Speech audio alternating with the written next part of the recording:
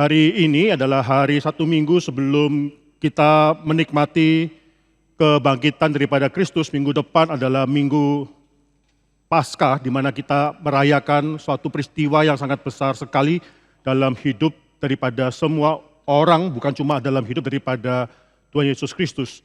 Minggu ini sampai minggu depan biasanya dikenal sebagai The Passion Week, dimulai daripada masuknya Tuhan Yesus Kristus ke dalam Yerusalem dan dielu-elukan ketika dia naik di atas seekor daripada keledai masuk ke dalam Yerusalem dan akhirnya diuji masuk ke dalam bait Allah dan akhirnya diuji oleh para pemimpin agama selama berhari-hari dan akhirnya disalibkan dan akhirnya dibangkitkan pula. Saudara harus tahu satu hal yang penting, bahwa sepenting-pentingnya kematian Kristus, berharganya kematian daripada anak Allah, saya rasa orang Kristen juga melihat bahwa kebangkitan Kristus adalah suatu event yang sangat luar biasa sekali.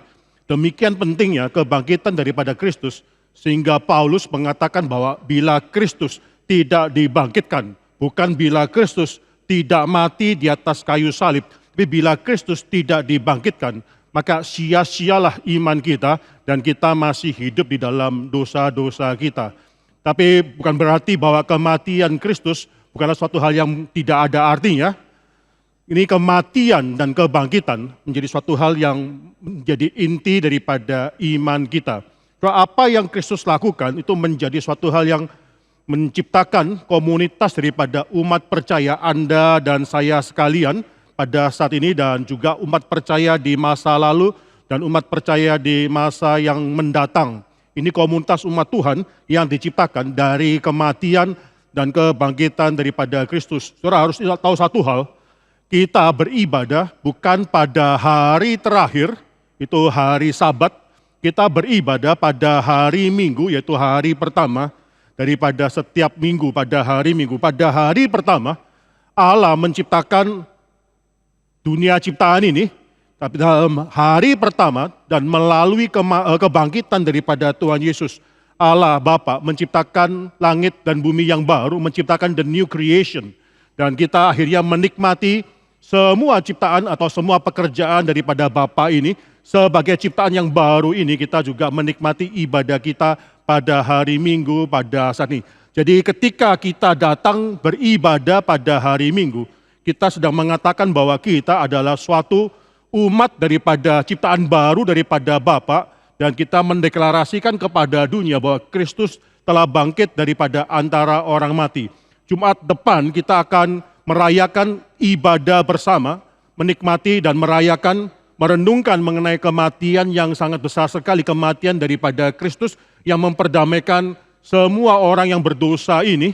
Tetapi disusul berapa hari kemudian dengan peristiwa kebangkitan daripada Kristus, sehingga kematian daripada Kristus itu bukan yang menjadi akhir daripada hidup Kristus, tapi penciptaan baru.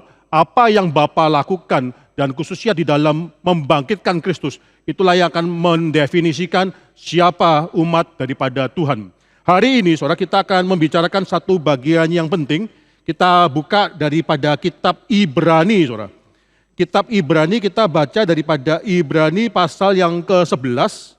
Ada dua bagian yang saya akan bawa kita baca pada saat ini. Yang bagian pertama adalah Ibrani pasal 11 ayat 13. Nanti kita akan baca bersama-sama bagian yang kedua karena itu lebih panjang. Bagian pertama ini saya akan bacakan terlebih dahulu. Dalam iman mereka semua ini telah mati sebagai orang-orang yang tidak memperoleh apa yang dijanjikan itu, tetapi yang hanya dari jauh melihatnya dan melambai-lambai kepadanya, dan yang mengakui bahwa mereka adalah orang asing dan pendatang di bumi ini. Saudara tahu bahwa dalam Ibrani pasal 11 itu penulis Ibrani banyak menuliskan mengenai saksi-saksi iman. Memang mereka tidak mendapatkan keseluruhan daripada janji Tuhan tersebut kepada mereka. Tetapi bukan berarti bahwa mereka tidak bisa menikmati janji Tuhan tersebut. Sehingga saya mungkin akan rubah sedikit translation daripada bahasa Indonesia dalam Ibrani pasal 11 ayat 13. Di sini dalam bahasa Indonesianya itu kesannya cuma mereka melambai-lambai dari jauh saja apa yang dijanjikan oleh Tuhan kepada mereka.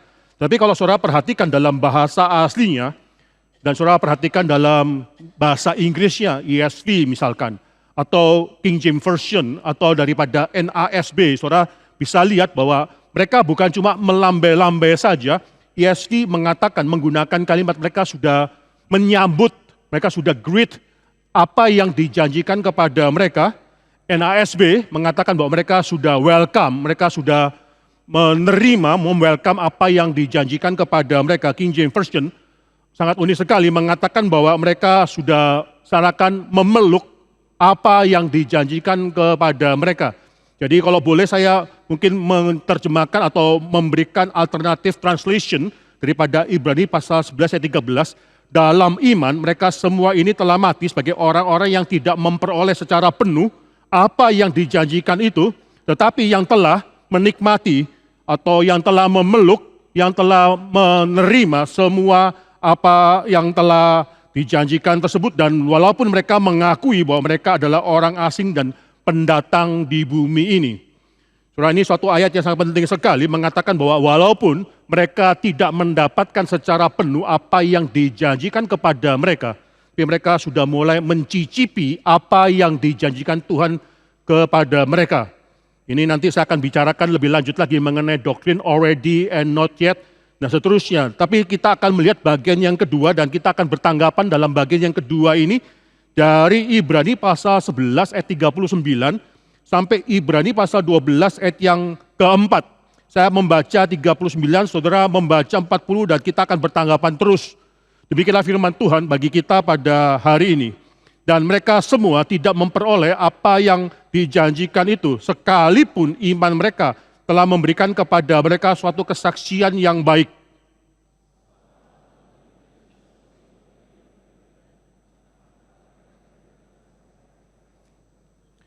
Karena kita mempunyai banyak saksi bagaikan awan yang melilingi kita, marilah kita menanggalkan semua beban dan dosa yang begitu merintangi kita dan berlomba dengan tekun dalam perlombaan yang diwajibkan bagi kita.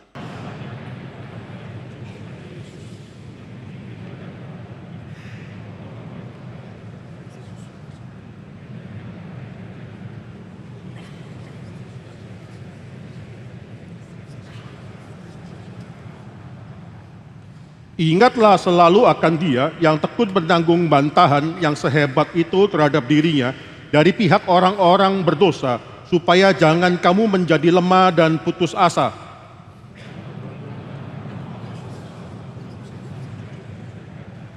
Mari kita tundukkan kepala dan kita masuk di dalam doa. Bapa dalam surga, kami datang ke hadirat Tuhan bukan menyombongkan diri kami, tapi kami bisa datang ke hadirat Tuhan, kami bisa beribadah pada hari ini karena belas kasihan daripada Bapa kepada kami semua. Ke dalam tangan Bapa yang mengasihi kami, bahkan mengorbankan anak-Mu yang tunggal bagi kami menyerahkan diri kami menyerahkan pasangan kami menyerahkan keluarga kami, supaya pada hari ini ketika firman Tuhan diberitakan, firman Tuhan yang diberitakan itu menjadi makanan rohani yang kami perlukan untuk bisa menjalani hidup kami sebagai anak-anak Tuhan, sebagai seorang musafir dalam dunia yang sementara ini. Kami serahkan semua yang beribadah dan yang menantikan hal yang indah dalam hidup mereka ke dalam tangan Tuhan. Bekerja dalam hati kami, dalam nama Tuhan Yesus Kristus kami berdoa dan mengucap syukur. Amin. Soalnya kita tidak tahu penulis Ibrani ini siapa. Dulu pernah ada orang yang mungkin menganggap bahwa penulis Ibrani ini adalah Rasul Paulus, karena teologinya mungkin banyak yang mirip dengan teologi daripada Rasul Paulus. Tetapi kalau saudara baca tulisan-tulisan daripada Rasul Paulus, kitab-kitab yang ditulis oleh Rasul Paulus biasanya menyebutkan nama daripada pengarang atau penulis kitab tersebut, dari Paulus dan seterusnya. Tapi dalam kitab Ibrani tidak ada nama yang dituliskan, sehingga orang mungkin dulu salah mengerti bahwa ini adalah dari Rasul Paulus dan harus diterima oleh gereja. Tetapi later scholarship mengatakan bahwa dari vocabulary yang digunakan, grammar yang digunakan, mungkin ini bukan Paulus yang menuliskan kitab Ibrani ini. Soal later scholarship mengatakan kita tidak tahu siapa yang menuliskan kitab Ibrani ini. Dalam bijaksana daripada Tuhan, walaupun gereja daripada Tuhan tidak mengetahui siapa yang menuliskan kitab Ibrani ini. Walaupun pernah mungkin dalam sejarah gereja Tuhan ada suatu kesalahan bahwa mereka mungkin menganggap kitab Ibrani dituliskan oleh Rasul Paulus. Dalam bijaksana daripada Tuhan, gereja dari Tuhan menganggap dan menerima kitab Ibrani sebagai suatu hal yang penting yang diinspirasikan oleh Allah. Jadi kita menerima kitab Ibrani bukan karena siapa yang menuliskan kitab Ibrani yang sudah kita ketahui. Kita menerima kitab Ibrani karena kita taat kepada Tuhan yang memberitahu kepada gereja bahwa kitab Ibrani adalah suatu kitab yang penting untuk diterima oleh gereja. Saudara, walaupun kita tidak tahu siapa yang menuliskan kitab Ibrani, tapi mungkin kita bisa ada sense bahwa yang menuliskan kitab Ibrani memiliki profesi sebagai seorang gembala, bukan cuma teolog saja, tapi dia adalah seorang gembala dan dia mengembalakan congregation pada saat itu. Kita tidak tahu congregation itu siapa saja, tetapi ini adalah orang Kristen mula-mula yang digembalakan oleh sang gembala ini, saudara. Dan sang gembala ini memiliki suatu pastoral concern pada saat itu, keprihatinan pastoral yang sangat tinggi sekali dinyatakan dalam kitab Ibrani ini, karena orang Kristen mula-mula, congregationnya dia, mulai berpikir untuk kembali dari Judaism ke Christianity, kembali kepada Judaism lagi. Mungkin saudara tahu satu hal bahwa di dalam kerajaan Roma, itu ada dua sistem. Kerajaan Roma memperbolehkan, walaupun kerajaan Roma mengharuskan semua orang untuk akhirnya beribadah kepada Allah dewa-dewa yang beraneka ragam dan salah satunya adalah kaisar itu sendiri. Tapi kerajaan Roma, kaisar Roma itu memperbolehkan akhirnya di dalam kerajaan Roma ada dua sistem. Sistem yang kedua adalah untuk orang-orang Yahudi yang tidak mau menerima atau menyembah kepada Allah-Allah yang beraneka ragam ini. Mereka akhirnya lebih baik mati daripada mereka harus menyembah kepada Allah-Allah yang berbeda ini.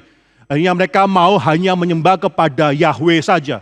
Kerajaan Roma memperbolehkan hal ini, jadi dalam kerajaan Roma ada dua sistem. Mereka memperbolehkan hal ini karena mungkin dalam pemikiran mereka, toh Judaism itu hanya terbatas kepada satu suku bangsa saja. Bukan akhirnya melebar kepada suku bangsa yang lain. Ini satu suku bangsa saja di antara semua suku bangsa yang ada. Judaism yang hanya mau menyembah kepada Yahweh.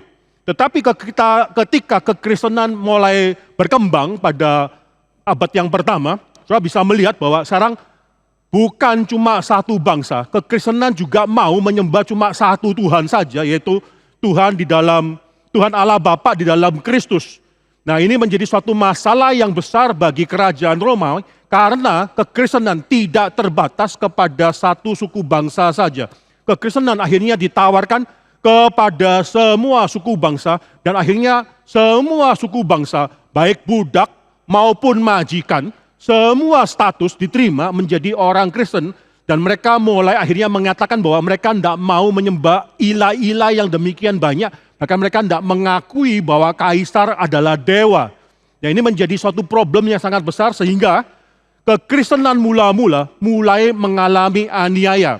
Mungkin saudara mengetahui pada sekitar tahun 60-an itu di bawah kaisar daripada Nero terjadi aniaya terhadap orang Kristen. Bahkan Rasul Paulus sendiri mati dipenggal kepalanya di dalam pemerintahan kaisar daripada Roma. Kita tidak tahu Ibrani dituliskan pada tahun berapa, kita tidak tahu. Tetapi ada orang yang mengatakan mungkin sebelum daripada tempel di dalam bait Allah, di dalam Yerusalem dihancurkan atau mungkin sesudah bait Allah tersebut dihancurkan. Ini kita tidak bisa pinpoint secara spesifik kapan kitab Ibrani dituliskan. Tapi kalau saya perhatikan, orang jemaat mula-mula, congregation daripada penulis kitab Ibrani ini, sudah mengalami aniaya dan ada sebagian orang yang merencanakan untuk kembali ke dalam Judaism. Hari ini kita tidak ada waktu untuk membicarakan banyak mengenai aniaya apa yang mereka alami. Jadi kalau sudah baca dalam Ibrani pasal yang ke-10 itu mulai ada orang-orang yang kehilangan apa yang dimilikinya, ada orang-orang yang harus akhirnya dianiaya, dan seterusnya. Penulis Ibrani mengatakan mulai ada aniaya yang semacam demikian. Walaupun dalam Ibrani pasal 12 ayat 4 dikatakan bahwa kamu dalam pergumulan kamu melawan dosa, kamu belum sampai mencucurkan darah. Jadi mereka mungkin belum mengalami aniaya yang mengakibatkan mereka harus mati. Belum, tapi mereka sudah mengalami mungkin persecution, mungkin diskriminasi, dan seterusnya. Pada saat itu tidaklah hal yang mudah. Mereka mulai berpikir, saya kembali kepada Judaism. Ke dalam Judaism, minimal saya mendapatkan legal protection daripada pemerintahan Romawi. Dalam Judaism berbeda sekali dengan kalau saya menjadi orang Kristen. Penulis Ibrani, kalau saya perhatikan dalam Ibrani pasal 1 dan seterusnya sampai pasal yang ke-10 khususnya, pasal yang ke-10. Banyak membicarakan mengenai siapa Kristus. Kristus dikatakan oleh penulis Ibrani lebih tinggi daripada malaikat, lebih tinggi dari para nabi-nabi, lebih tinggi daripada bahkan nabi par excellence dalam perjanjian lama yaitu Musa.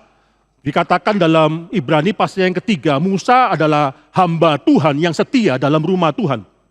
Kristus juga adalah hamba Tuhan yang setia dalam rumah Tuhan.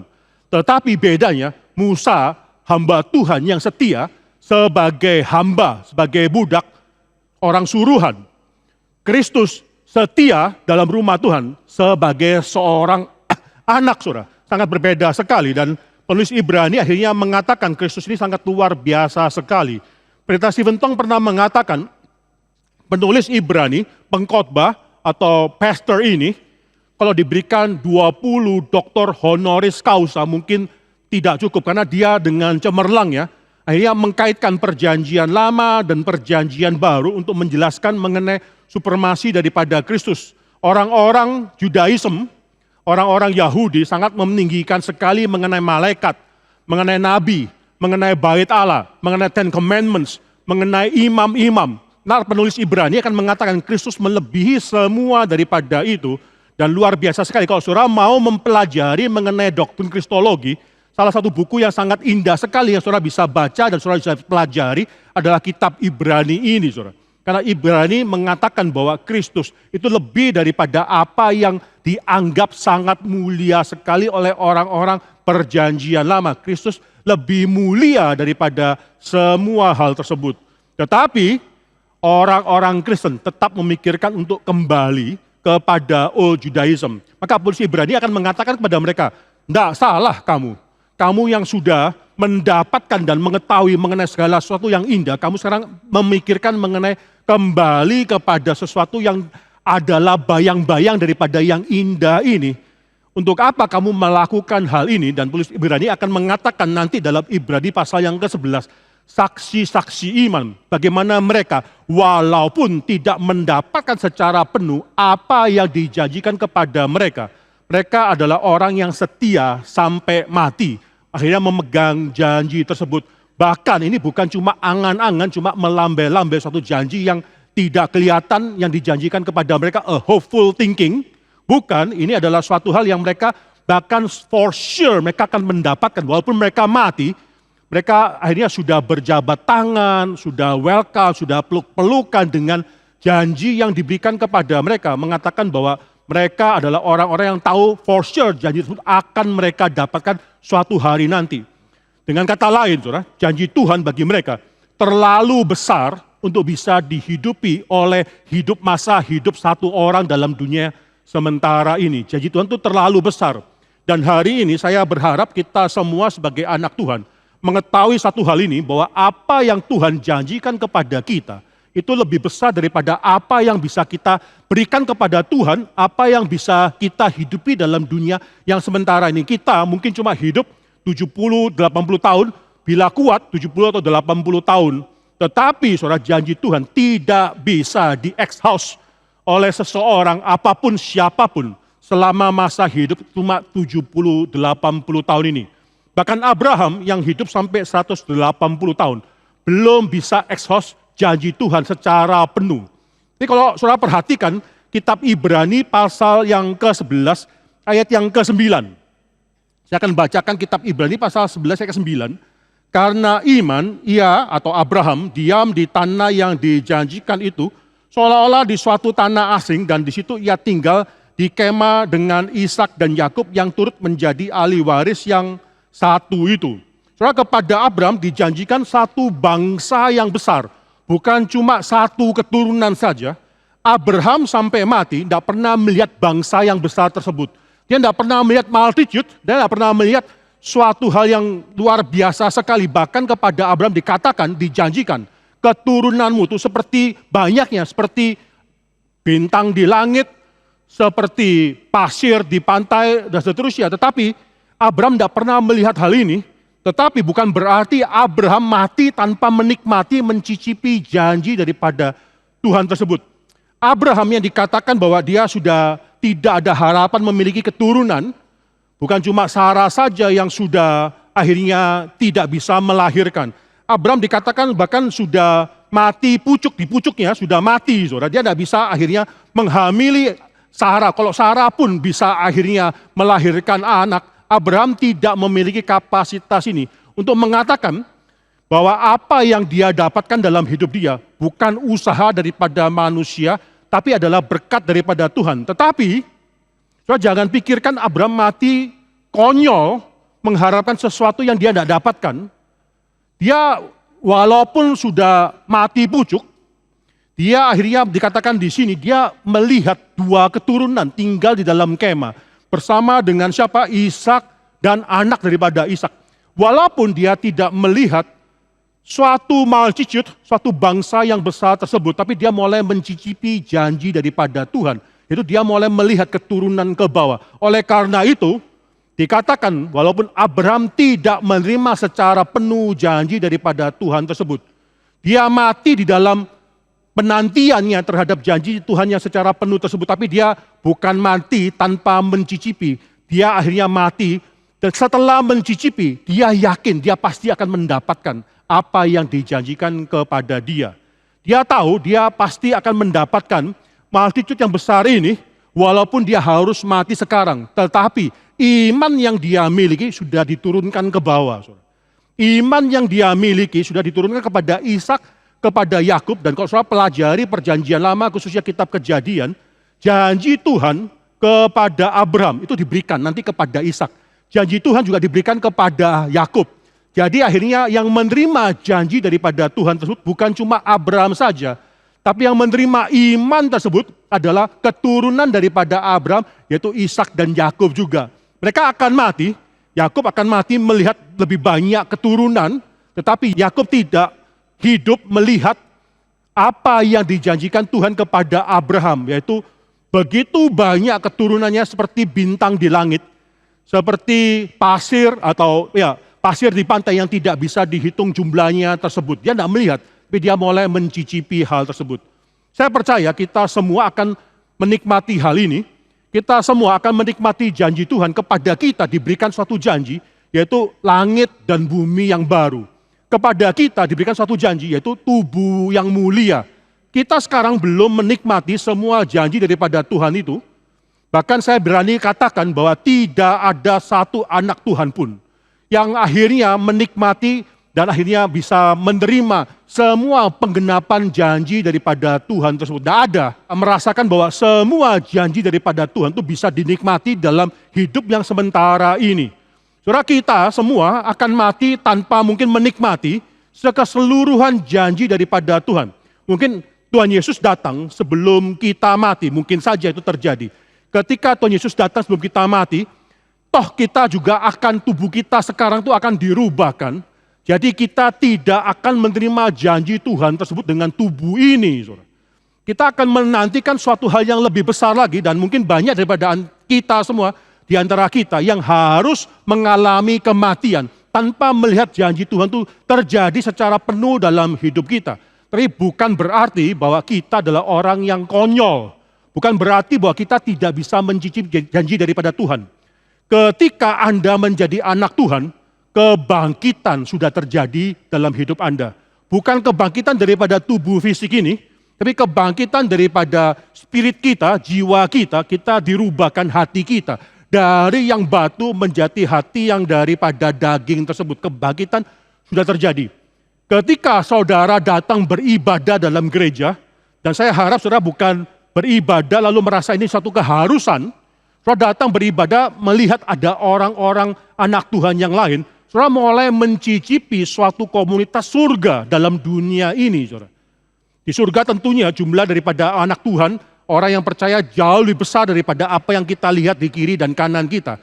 Tetapi dalam dunia yang sementara ini, kita mulai mencicipi janji Tuhan tersebut.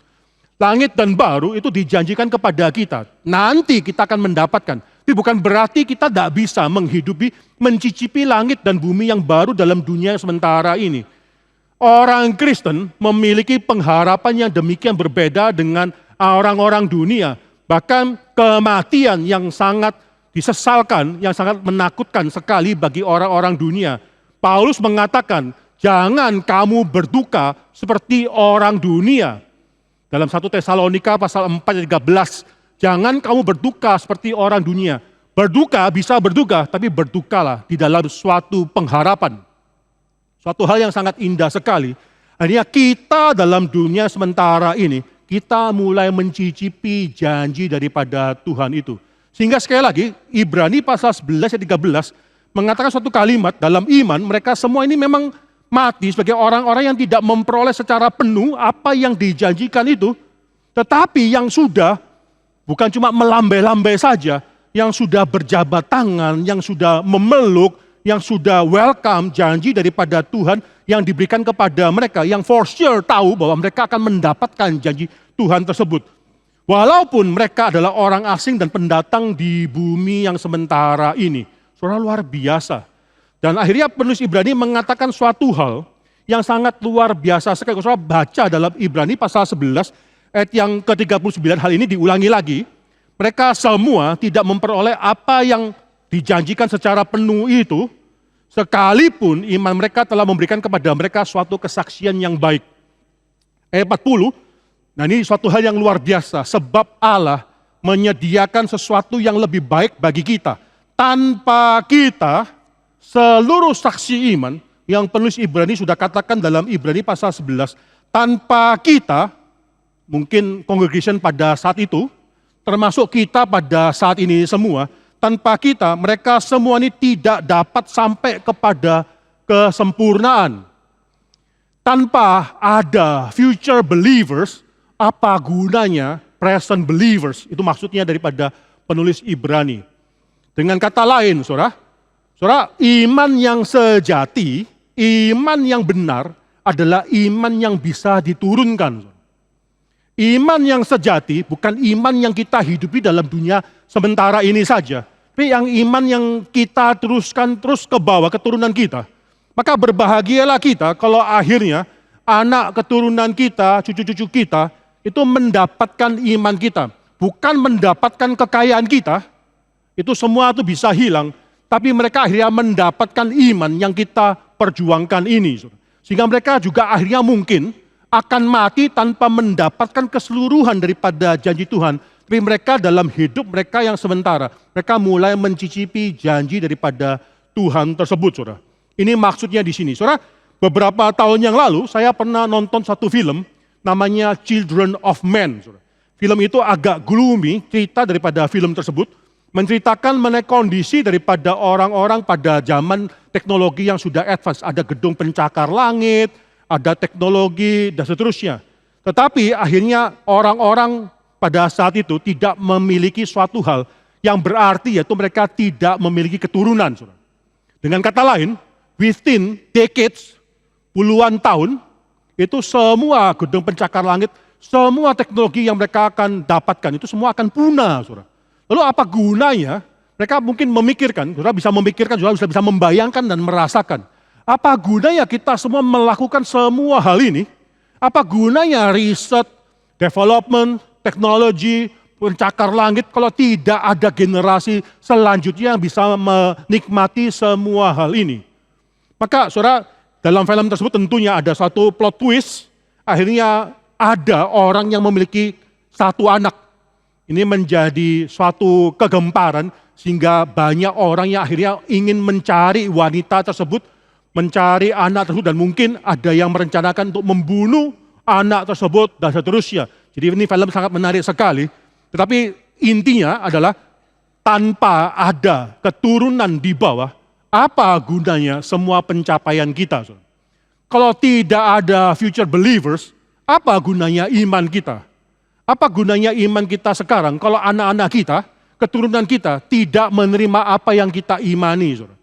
Apa gunanya iman yang kita perjuangkan pada saat ini kalau tidak ada the future church? Saudara? Kalau tidak ada semua hal itu. Apa gunanya Gary membangun semua hal ini kalau akhirnya tidak ada generasi selanjutnya memperjuangkan lebih lanjut lagi mengenai keberadaan gereja di Indonesia bahkan global? Apa gunanya semua hal ini? Maka penulis Ibrani mengatakan dalam Ibrani pasal 11 ayat 40 suatu kalimat yang sangat indah sekali, yang sangat mengagetkan sekali. Tanpa kita, mereka tidak dapat sampai kepada kesempurnaan.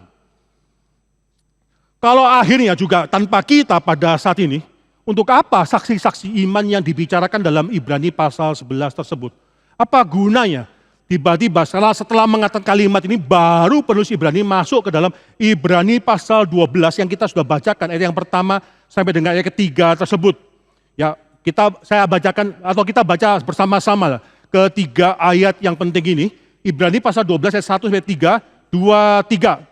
Karena kita mempunyai banyak saksi bagaikan awan yang mengelilingi kita, marilah kita menanggalkan semua beban dan dosa yang begitu merintangi kita dan berlomba dengan tekun dalam perlombaan yang diwajibkan bagi kita. Marilah kita melakukannya dengan mata yang tertuju kepada Yesus yang memimpin kita dalam iman dan yang membawa iman kita itu kepada kesempurnaan, yang dengan mengabaikan kehinaan tekun memikul salib, ganti sukacita yang disediakan bagi Dia yang sekarang duduk di sebelah kanan takhta Allah. Ingatlah selalu akan Dia yang tekun menanggung bantahan yang sehebat itu terhadap dirinya dari pihak orang-orang berdosa, supaya jangan kamu menjadi lemah dan putus asa. Hal pertama yang kita bisa pelajari daripada ayat-ayat yang penting ini adalah ini perlombaan. Semua orang Kristen itu berada di dalam suatu perlombaan, dan bukan cuma berada dalam suatu perlombaan, mereka diwajibkan untuk berlomba dalam perlombaan tersebut. Tidak ada satu orang Kristen yang akhirnya menjadi penonton. Semua orang Kristen adalah aktor di dalam suatu perlombaan yang diwajibkan pada saat itu. Kita semua berlomba di dalam perlombaan ini. Musuh yang terbesar kita itu bukan orang Kristen yang lainnya. Mungkin ada orang Kristen yang mengatakan, kenapa kok orang itu berlomba dengan lebih cepat daripada saya, dan mulai iri hati. Atau mungkin kita mulai membandingkan diri kita dengan orang Kristen yang lainnya. Itu dia berlomba lebih lambat daripada saya berlomba dengan lebih cepat. Bukan, saudara. Kalau saya perhatikan dalam Ibrani pasal 12 ayat 1, musuh daripada kita dalam kita berlomba adalah diri kita. Saudara.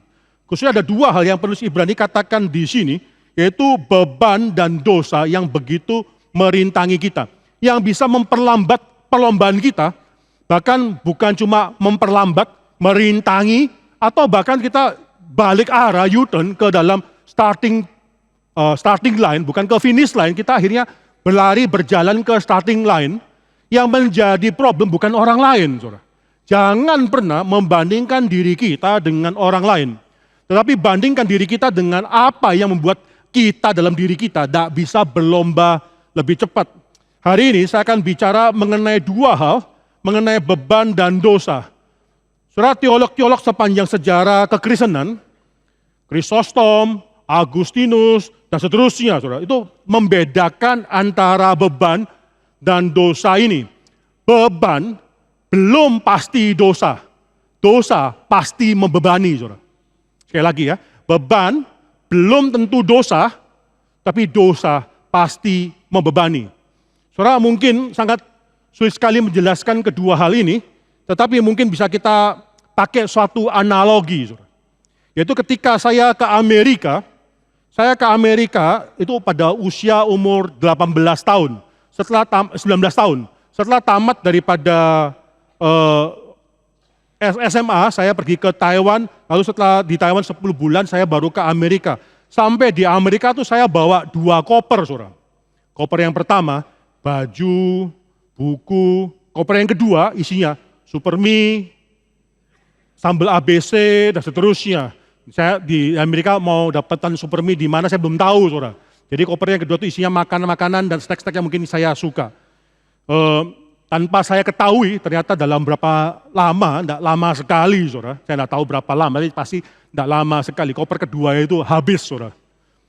Ya, tapi waktu tahun 2014, saya ada kesempatan untuk pulang ke Indonesia, dan saya sudah mulai ngepak saudara, itu ada sekitar 80 kardus yang saya pak, barang-barang, buku-buku yang berharga, barang-barang saya, barang-barang anak-anak saya yang saya anggap berharga, yang saya pak dalam kardus tersebut, 80 kardus, saya taruh di ruang tamu dan saya pulang. Pada hari saya pulang, itu saya tidak bisa membawa 80 kardus tersebut. Tahun 2015 saya akan kembali ke Amerika, dan kali pertama ketika saya membuka pintu rumah saya di Amerika, maka saya melihat 80 kardus ini masih tertumpuk dengan rapi di ruang tamu tersebut. Apa yang mau saya katakan? Dari 2 koper yang saya bawa setelah 20 sekian tahun saya tinggal di Amerika, itu menjadi 1 rumah. Saudara. Luar biasa besarnya, saya agak kaget yang melihat rumah tersebut, itu 2 koper, saya masih teringat ketika saya datang, cuma bawa 2 koper, ketika saya mau pulang itu 1 rumah. Saudara. 1 rumah, di driveway saya ada 2 mobil. Saya bersyukur kepada Tuhan bahwa hari saya pulang ke Indonesia itu mobil bisa saya jual. Saudara. Karena mobil pasti depreciate sekali harganya. Kalau saya tidak jual pada hari itu, setiap hari pasti akan turun. Kalau rumah masih bisa naik, kalau mobil pasti turun saudara harganya. Maka pada hari itu saya bersyukur saya bisa jual, tidak usah pikirkan mengenai profit. Saya kembalikan dan jual kepada dealer saja, walaupun harus mengalami kekurangan dan seterusnya. Saya tidak memikirkan mengenai hal itu. Yang penting berapa jam lagi keluarga saya akan berangkat pulang ke Indonesia. Ini tahun 2014. Tetapi pada saat itu 1 rumah, akhirnya saya tidak bisa bawa pulang banyak barang yang saya sudah siapkan untuk bawa pulang ke Indonesia. Tahun 2015 saya kembali ke Amerika, tahun 2017 saya memiliki kesempatan untuk pulang ke Indonesia yang kedua kali. Pada saat itu saya mengambil tekad, kali ini harus pulang ke Indonesia. Anak-anak saya sudah mulai besar, dan saya mengharapkan mereka akhirnya bisa menikmati juga besar di Indonesia. Jangan sampai mereka akhirnya sudah SMA masih di Amerika, mungkin semakin sulit untuk bisa pulang ke Indonesia. Kalau demikian, ya, saya memiliki satu tekad untuk pulang ke Indonesia. Dan tekad itu saya wujudkan dengan cara apa? Dosa pikir, garage sale mendapatkan keuangan lagi, itu korbankan semua saja. Kalau perlu akhirnya saya banyak barang saya, furniture, sofa, ranjang, TV, yang saya donate. Saudara. Saya tidak memikirkan mengenai mendapatkan uang kembali, tidak penting. Saya harus pulang ke Indonesia, khususnya 2017 adalah 500 tahun, Revo 500 dan ulang tahun ke-60 daripada Pendeta Stephen Tong. Saya katakan keluarga saya harus pulang pada tahun ini. Lalu saya pulang dan bersyukur pada akhirnya saya bisa membawa semua buku-buku saya dan mengirimkan semua kartus-kartus saya tersebut ke Indonesia. Tetapi saudara, dari 2 koper tersebut, saya melihat hidup saya ternyata setelah berapa puluh tahun di Amerika itu tidak mudah bergerak lagi. Saudara. Itu seperti ada suatu bandol, ada suatu beban yang memberati kaki saya untuk bisa melangkah.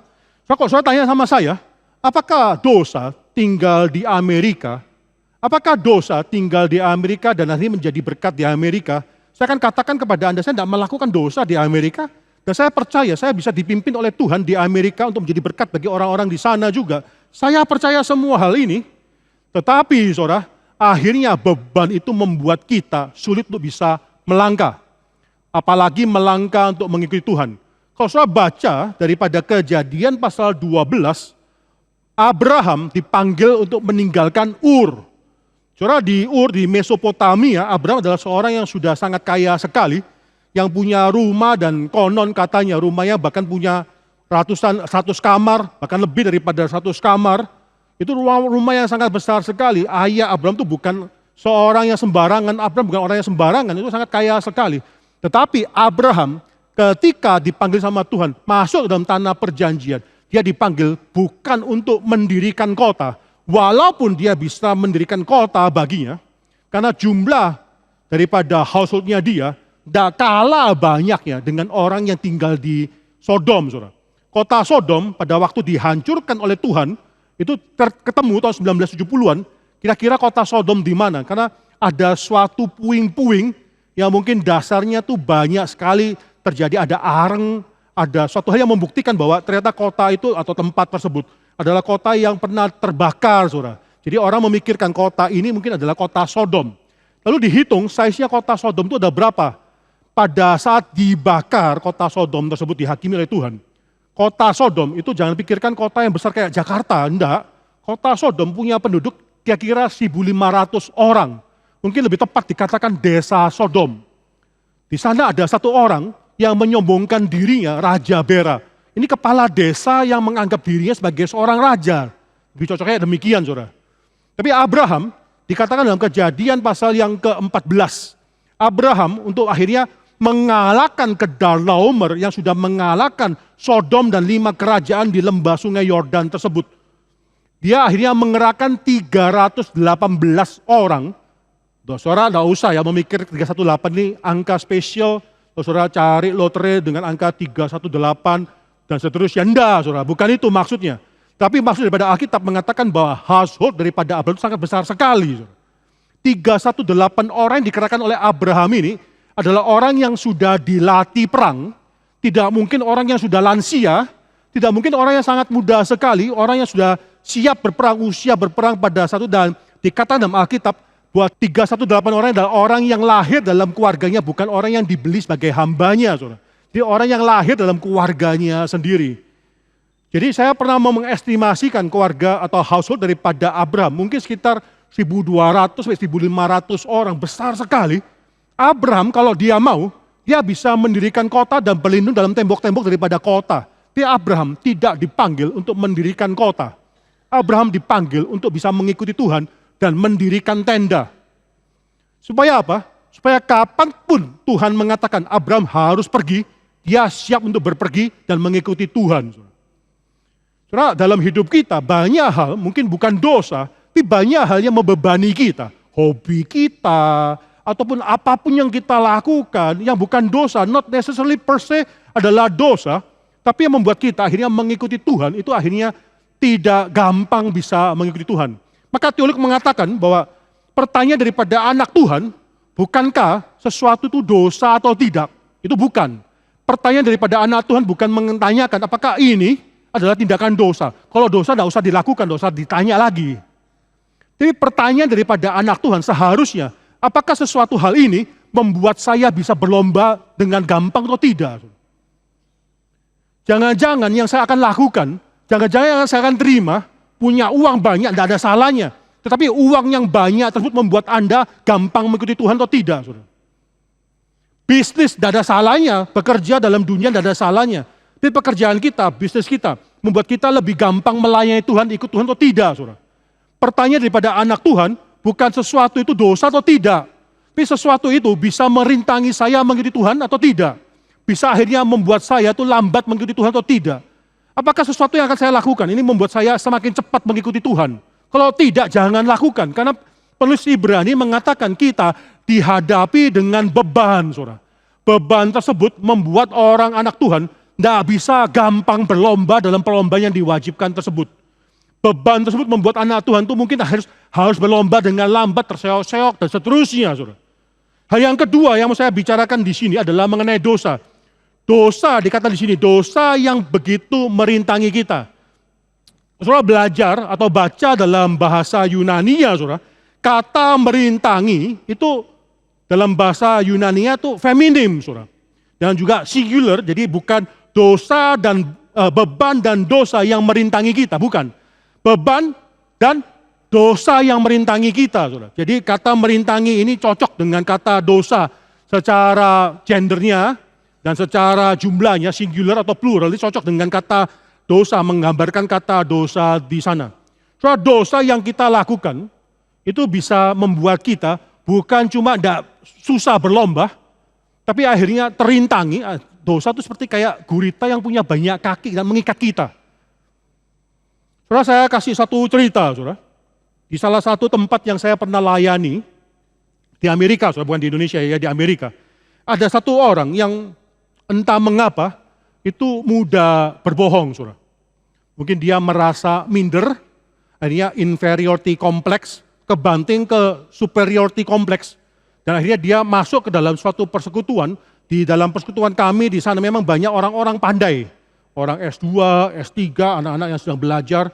Apalagi di kota tersebut itu banyak sekali, within few miles radius, itu banyak sekali universitas yang sangat terkenal di dalam dunia ini. Jadi mungkin orang ini merasa minder.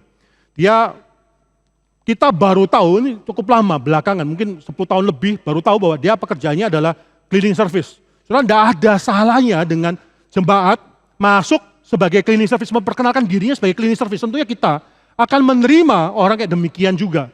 Tetapi yang membuat akhirnya orang sulit menerima dia adalah karena banyak dosa bohong. Orang tidak tahu nih orang ini umur siapa. Ketika ditanya ya, pekerjaanmu itu apa?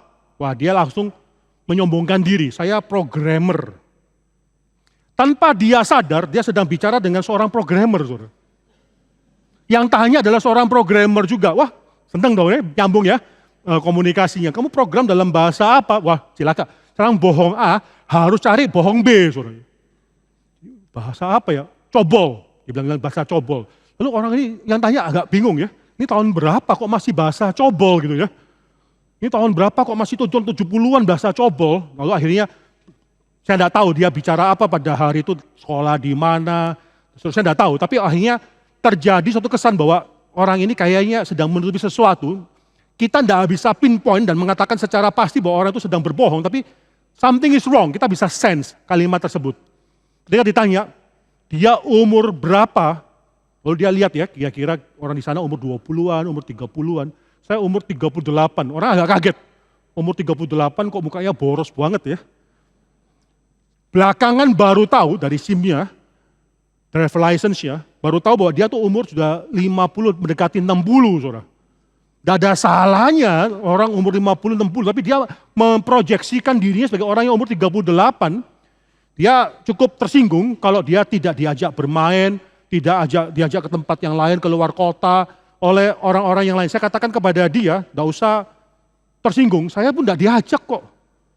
Saya sudah pada saat itu sudah lebih senior daripada orang-orang di sana. Saya nggak diajak dan saya nggak merasa ada sesuatu hal yang mengganggu saya. Mengapa hal ini harus mengganggu kamu? Akhirnya dia mau diterima, tapi akhirnya dia mau diterima dengan kebohongan. Soalnya manusia kalau jujur itu udah harus ingat dia jujur apa, saudara. Tapi kalau manusia bohong, dia harus ingat dia bohong apa, saudara.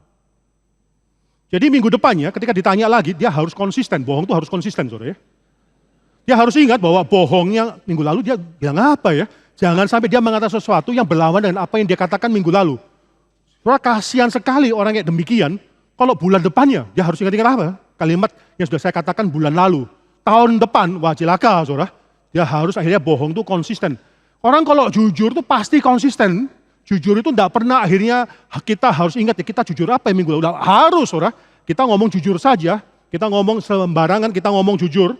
Tapi orang yang bohong, dia harus ingat dia bohong apa. Jadi saya lihat orang ini, ya to some extent kasihan, tapi dengan extent yang lain, dia membayar dosanya dia sendiri. Dia tuh saya seperti kayak orang yang kewalahan, lama-lama kewalahan dengan semua bohong yang dia buat di sekitarnya dia, saudara. Dia dijerat dan akhirnya dikatakan dalam ayat ini, dosa yang begitu merintangi kita.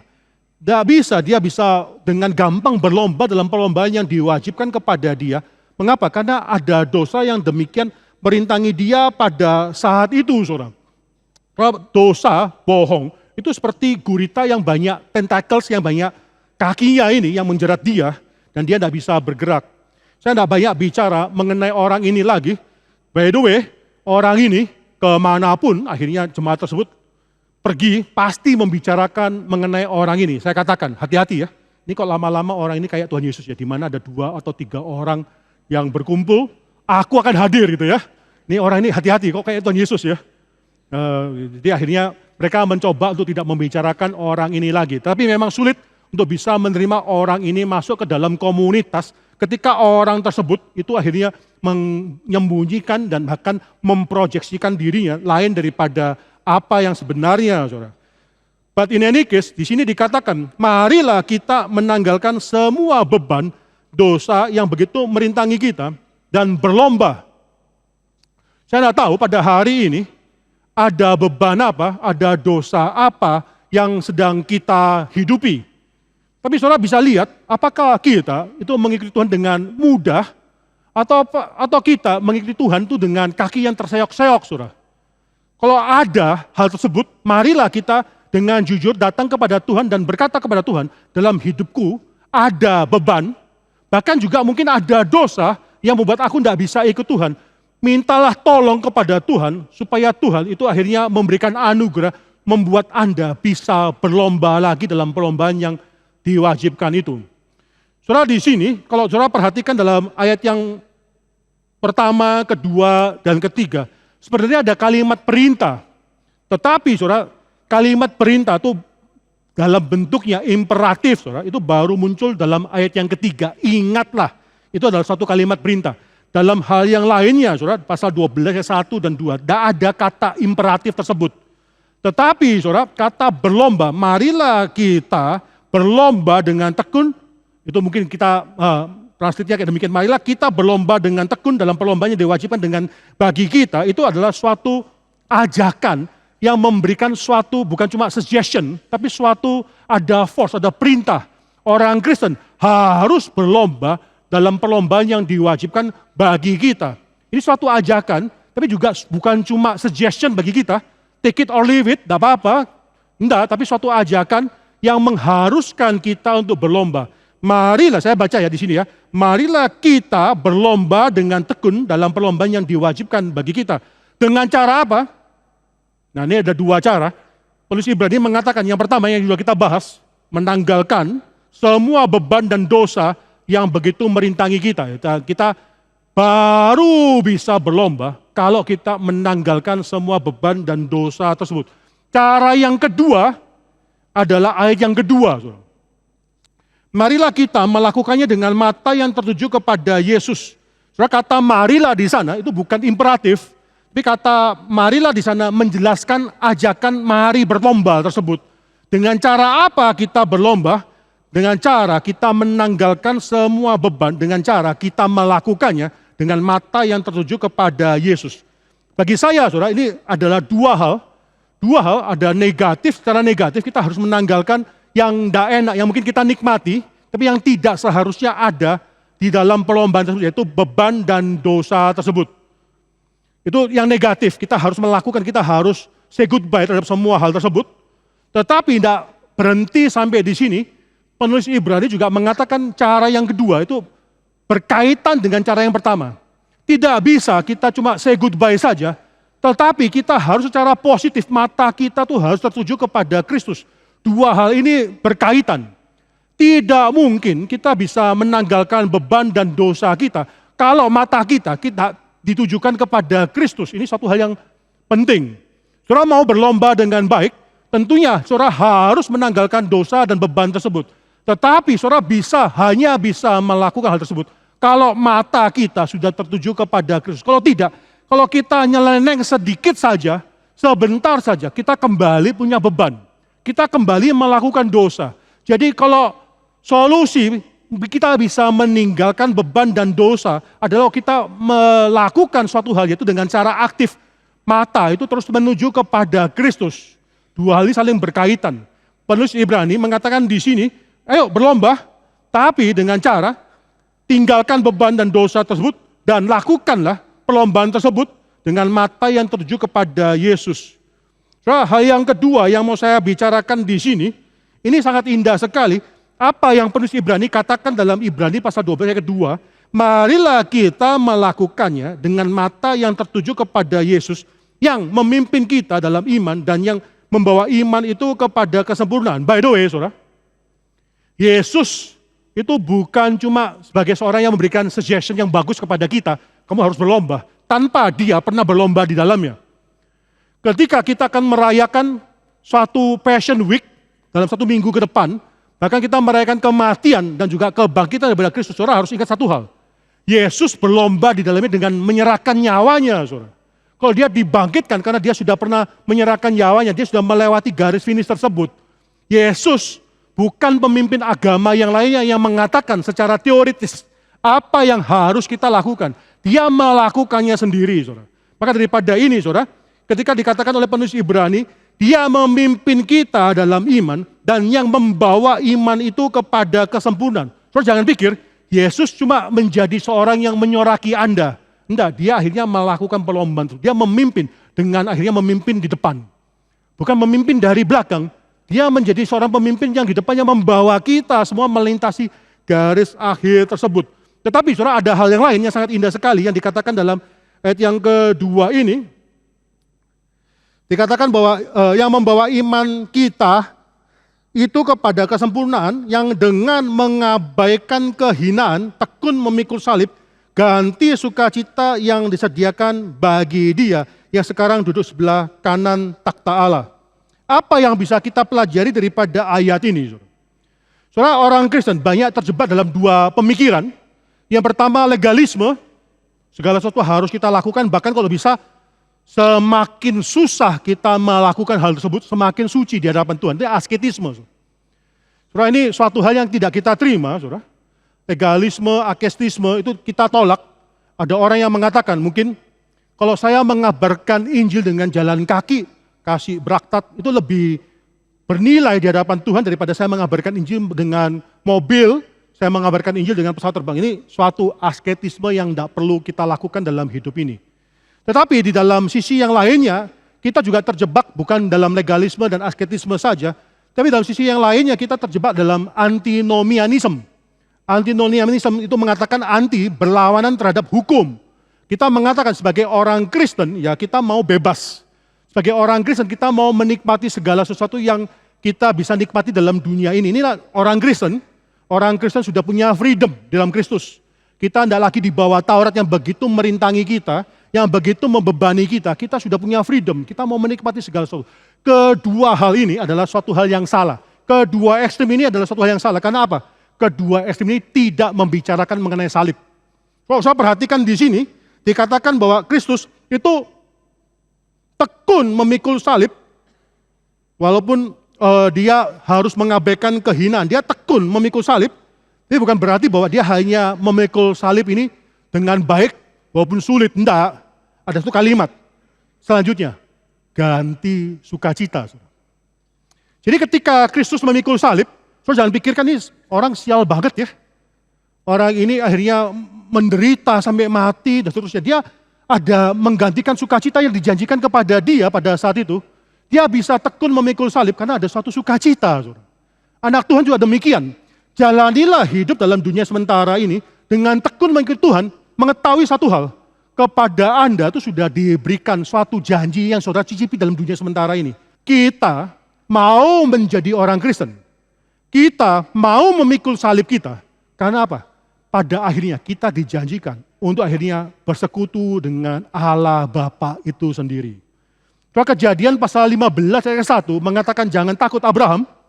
Lalu ada translation, kita baca lah kalau bahasa Indonesianya, saya rubah translation tersebut karena memang agak ambigu terjemahan atau bahasa aslinya dalam bahasa Ibrani. Saudara.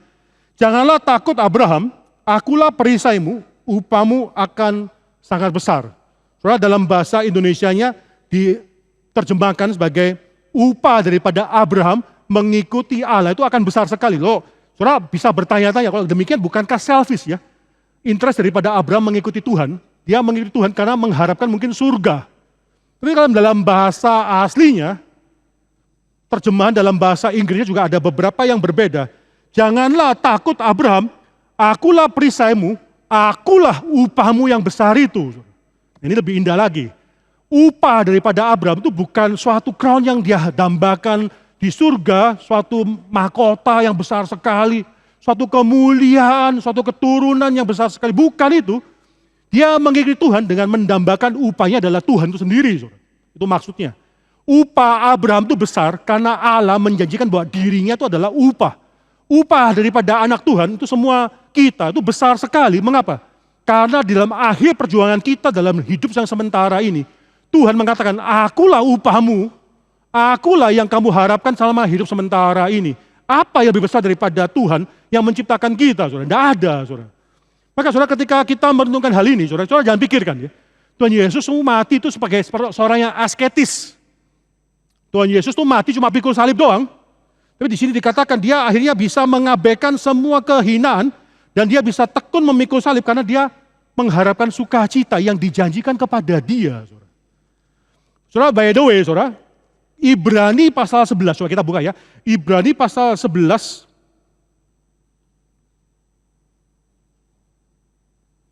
ayat 25, saudara. Ini bicara mengenai iman daripada Musa, saudara. Saya bacakan, karena Musa lebih suka menderita, sengsara. Enggak, saudara. Ini enggak titik ya. Kalimat ini enggak titik. Berhati-hatilah dengan suatu agama yang mengatakan bahwa kita kalau sengsara, kita semakin susah hidup kita, semakin kita dekat dengan Tuhan. Itu asketisme, saudara. Di sini Alkitab tidak mengatakan Musa lebih suka menderita sengsara, enggak. Mengapa Musa mau meninggalkan istana? Mengapa Musa mau hidup dalam padang belantara, membawa sekelompok orang Israel hidup dalam padang belantara? Dia sudah mendapatkan seluruh kenikmatan di Mesir. Bahkan kisah para rasul mengatakan dia sudah mendapatkan semua ilmu di Mesir, saudara. Musa itu luar biasa sekali. Musa lebih suka menderita sengsara. Penulis Ibrani lanjutkan dengan umat Allah. Jadi ada tujuannya, saudara. Kalau kita hidup di dunia ini mengikuti Tuhan, sengsara itu tidak apa-apa, saudara. Tapi pasti ada tujuannya. Tidak mungkin sengsara tanpa tujuan. Sengsara ada suatu hal yang membuat kita merasakan bahwa kesengsaraan kita tidak bernilai lebih tinggi daripada apa yang akan kita capai melalui kesengsaraan tersebut. Jangan menjadikan suffering itu menjadi the end, saudara. Jadikan suffering itu menjadi the means untuk mencapai the end, saudara. The end daripada kita itu bukan sengsara, saudara. The end daripada anak Tuhan itu adalah langit dan bumi yang baru. Tapi untuk mencapai langit dan bumi yang baru tersebut, kita harus melakukan dan menjalani hidup ini dengan sengsara. Itu mungkin saja. Tetapi tidak ada satu anak Tuhan yang mengatakan bahwa semakin sengsara, saya semakin dekat sama Tuhan. Itu tidak pernah diajarkan di dalam Alkitab, saudara. Kamu sengsara untuk apa? Kamu bergumul pada saat ini dalam dunia sementara ini, untuk apa kamu bergumul? Kalau untuk dunia sementara, itu dosa, saudara. Tapi kalau kamu bergumul dalam dunia sementara ini, untuk kerajaan Tuhan, untuk janji yang lebih besar, untuk sukacita yang lebih besar yang ditawarkan kepada Anda, itu adalah pergumulan yang indah di mata Tuhan. Jadi dikatakan di sini bahwa Musa lebih suka menderita sengsara dengan komunitas umat Tuhan, karena pekerjaan Tuhan. Dia memilih akhirnya, kalau saya harus pilih antara Mesir dengan pekerjaan Tuhan, saya akan memilih pekerjaan Tuhan. Saya tidak memilih Mesir, saya memilih pekerjaan Tuhan. Dia lebih suka menderita sengsara dengan umat Allah, saudara. Bukan menderita sengsara dengan mereka, akhirnya suffer dalam dunia ini, tapi menderita sengsara di dalam rencana Tuhan. Di dalam pekerjaan daripada Tuhan. So, ini sangat penting sekali. Ini yang bisa membuat kita berjalan dalam hidup yang sementara ini, saudara. Yaitu kita mengetahui bahwa apapun yang kita terima dalam hidup sementara ini, bahkan suffering sekalipun, is not the end of itself, saudara. Karena ada kehidupan, ada kebangkitan, ada langit dan bumi yang baru, ada tubuh kemuliaan yang dijanjikan kepada kita. Marilah kita menjalani perlombaan ini bukan sebagai orang yang terpaksa, sebagai orang yang akhirnya mau tidak mau dengan sulit melakukan perlombaan ini, tapi dengan sukacita kita melakukan hal ini. Sehingga salib Kristus itu bukanlah memberatkan dalam hidup kita. Salib Kristus itu indah. Bahkan Kristus mengatakan, datanglah kepadaku mereka yang letih lesu. Aku tidak akan memberikan kepadamu sesuatu hal yang tidak bisa kamu tanggung kok. Datanglah kepada Kristus, mereka yang sedang letih lesu pada saat ini, mengetahui bahwa salib Kristus tersebut, bahkan yang paling hina dalam diri dia, dalam hidup dia, adalah suatu hal yang jauh lebih indah daripada hidup yang sementara ini. Kita lanjutkan pada ayat ketiga. Saudara, ayat ketiga baru imperatif. Ini satu-satunya imperatif yang keluar dalam bentuk daripada grammarnya. Ini keluar dalam 3 ayat ini ya. Ingatlah selalu akan Dia yang tekun menanggung bantahan yang sehebat itu terhadap dirinya dan dari pihak orang-orang yang berdosa, supaya jangan kamu menjadi lemah dan putus asa. Kalau saudara perhatikan dalam ketiga ayat yang kita baca, ini kata tekun itu keluar terus, saudara. Kamu harus tekun, berlomba. Kristus juga sudah tekun menanggung salibnya Dia, dan kita harus akhirnya mengingat secara tekun mengenai Dia. Ini kata tekun terus dilakukan. Dengan kata lain, saudara, satu-satunya syarat supaya kita bisa berlomba dalam perlombaan yang diwajibkan dengan kita berlomba dengan tekun dengan cara kalau kita tekun memikirkan mengenai Kristus. Saudara, dalam bahasa aslinya, kata mengingat selalu akan Dia itu bukan cuma recollection, memori, ingat apa yang Kristus pernah lakukan. Apalagi kalau dalam perjamuan kudus kita cuma mengingat ya 1 tahun cuma dalam perjamuan kudus yang berkali-kali saja kita mengingat mengenai Kristus. Tidak, mengingat di sini dalam bahasa aslinya itu artinya mengingat secara intens. Mengingat, memikirkan terus mengenai Dia. Mungkin saya bisa simpulkan dengan satu kalimat. Banyak orang Kristen ya, banyak orang Kristen yang mengatakan di mulut bibirnya, I want to live for Christ, saya mau hidup untuk Kristus. Karena kita mungkin banyak mengatakan kalimat ini, saya mau hidup untuk Kristus. Nggak salah, kalimat ini tentunya tidak salah. Tetapi saya mau tanya kepada saudara, siapa di antara kita yang mengatakan, I want to live for Christ and I want to live like Christ? Siapa yang mengatakan bahwa saya mau hidup bukan cuma untuk Kristus, tapi seperti Kristus. Kalau Kristus pernah memikul salib, saya juga mau pikul salib. Kalau Kristus pernah mendatangkan atau mendapatkan suffering dalam hidup Dia, apa hak daripada anak Tuhan yang mengatakan saya tidak mau suffering sama sekali? I want to live like Christ, itu menjadi dasar daripada kita, live for Christ. Ini cara kita untuk akhirnya bisa mengingat selalu akan Dia. Silakan ingat akan Dia, tapi saudara bukan cuma ingat one at a time. 1 tahun 1 kali mengingat pengorbanan Dia dalam perjamuan kudus dan seterusnya. Saudara setiap hari, saudara menghidupi hidup Kristus, itulah cara kita bisa mengingat terus akan Dia, saudara. Kita menghidupi hidup Kristus. Maka sekali lagi, saya sangat anti sekali dengan teologi kemakmuran, saudara. Karena mereka, ini bagi saya kesalahan kristologi sangat besar sekali. Mereka akhirnya mengajarkan kepada anak Tuhan untuk tidak mau hidup seperti Kristus. Kalau Kristus disalibkan, ya Kristus saja yang disalibkan. Kalau Kristus mendapatkan suffering dan kehinaan, Kristus saja yang mendapatkan suffering dan kehinaan. Jangan kita yang mendapatkan semua hal itu tidak pernah diajarkan di dalam Alkitab. Mari kita mengingat selalu akan Dia dan seterusnya dengan cara apa? Kita menghidupi hidupnya Dia. Tidak mungkin orang yang menghidupi hidup daripada Kristus tidak sedang mengingat akan Kristus. Semua hal ini kalau kita bisa lakukan, kita dipanggil untuk berlomba dalam perlombaan yang diwajibkan bagi kita. Kiranya anak Tuhan, domba-domba daripada Tuhan dan khususnya jemaat daripada Gary, bisa berlomba di dalam perlombaan ini dengan tekun, saudara. Kita tidak dipanggil, sekali lagi ya, kita tidak dipanggil sebagai seorang penonton, ya dengan pasif melihat orang Kristen lainnya berlomba, kita dipanggil untuk berlomba di dalamnya. Ya Tuhan memberkati kita semua, mari kita tundukkan kepala dan kita berdoa. Tuhan dalam surga kami bersyukur untuk firman Tuhan yang sudah diberitakan ini dan kami bersyukur untuk bagian daripada firman Tuhan yang sudah kami renungkan. Ya Tuhan berkatilah kami dan berkatilah kami supaya kami menjadi anak-anak Tuhan yang bisa dengan baik dan dengan tekun berlomba dalam perlombaan yang diwajibkan bagi kami semua. Bila anak Tuhan, anak Bapa sendiri Kristus sudah berlomba dengan tekun, maka kami semua, kami mau menghidupi hidup daripada Kristus dan berlomba dengan tekun seperti Dia berlomba juga.